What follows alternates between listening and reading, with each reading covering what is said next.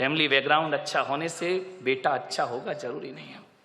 लेकिन मैं पुलक सागर आपको कहता हूं कि आपको यदि अपनी बेटी की शादी करना है, उसके हाथ पीले करना है, उसका रिश्ता लेकर के जाना है, तो ना घर देखना, ना परिवार देखना, ना आप ये देखना कितना कमाता है, आप तो ये देखना कि जिस लड़के से अपनी लड़की की शादी कर रही हूं उसके दोस्त कैसे हैं, उसके यार कैसे हैं, उसके मित्र कैसे हैं। अरे पिता जैसा है बेटा वैसे ही होगा कोई जरूरी नहीं है, माता जैसी है बेटा वैसे ही होगा कोई जरूरी नहीं है, ध्यान रखना।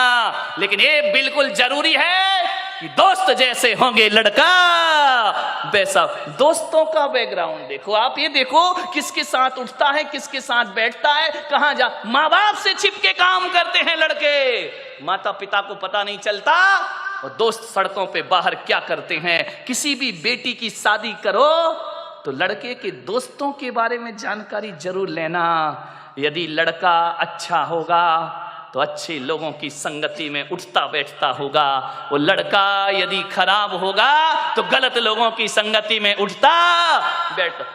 आदमी जैसे माँ बाप होते हैं वैसा नहीं होता, जैसे दोस्त होते हैं आदमी वैसा हुआ करता है, ध्यान रखिए। मान्यवर एक सीख दी है मैंने आपको, इस पर कोई ध्यान नहीं देता है।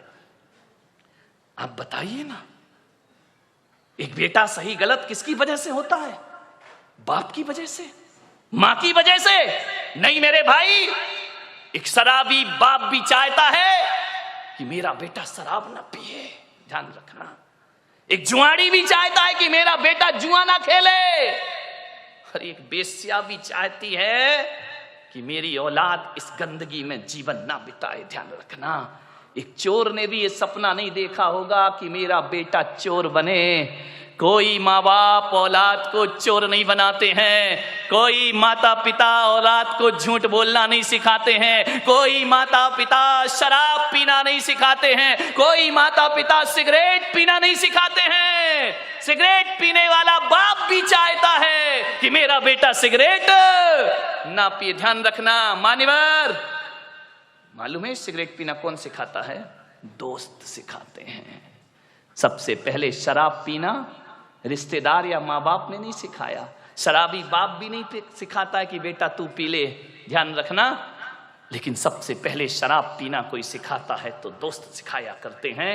सबसे पहले हाथ में सिगरेट आई तो माँ बाप और भाई के द्वारा नहीं, एक दोस्त के द्वारा हमारे हाथ में सिगरेट आती है, एक दोस्त के द्वारा हमारे जीवन में गलत चीजें आती हैं। और जब आदमी का स्टेटस ऐसा बन गया है, सिगरेट नहीं पिए, शराब नहीं पिए, तो कहते अरे कहां पिछड़ा हुआ आदमी, दुनिया चांद पे पहुंच गई, तू अगरबत्ती में लटका है। ध्यान रखिए मान्यवर, ऐसे बहकाने वाले बहुत मिलेंगे जिंदगी में। मान्यवर मैं तो कहता हूं यदि बिगाड़ने वाले दोस्तों से तो बिना दोस्त की जिंदगी गुजार लो, वो अच्छी हुआ करती है। लेकिन ऐसे दोस्तों की संगति ना करो जो हमारी जिंदगी को बर्बाद करके रख दिया करते हो। मान्य आप सोचिए, जीवन में संगति का बहुत असर पड़ता है। एक पानी की बूंद जो आकाश से गिरती है, और यदि वही पानी की बूंद किसी नीम के पेड़ में चली जाए तो उसका स्वाद कैसा हो जाता है मेरे भाई? बताइए, कड़वा हो जाता है। नीम जानते हो? नहीं जानते हैं तो बोलो ना जानते हैं, नहीं तो मैं समझ रहा तुम कुछ जानते ही नहीं हो। एक नीम के पेड़ में चला जाए तो स्वाद उसका कड़वा हो जाता है। वही पानी की बूंद गन्ने के खेत में चली जाए तो मीठी हो जाया करती है। और वही पानी की बूंद यदि केले के पेड़ में चली जाए तो कपूर बन जाया करती है। वही पानी की बूंद यदि सांप के मुख में चली जाए तो हलाहल जहर बन जाया करती है। और वही पानी की बूंद नाली में चली जाए तो गंदी नाली हो जाती है। वही पानी की बूंद यदि समुंदर में गिर जाए तो खारी हो जाती है। और वही पानी की बूंद यदि सीपी के मुंह में चली जाए तो मोती बन करके निखर जाया करती है। बूंद एक ही है। ये इतने रूप क्यों हुए उस बूंद के? संगति के कारण से। किसकी संगति करी उसने? मोती बना सीप की संगति से और जहर बना सांप की संगति से। ध्यान रखना।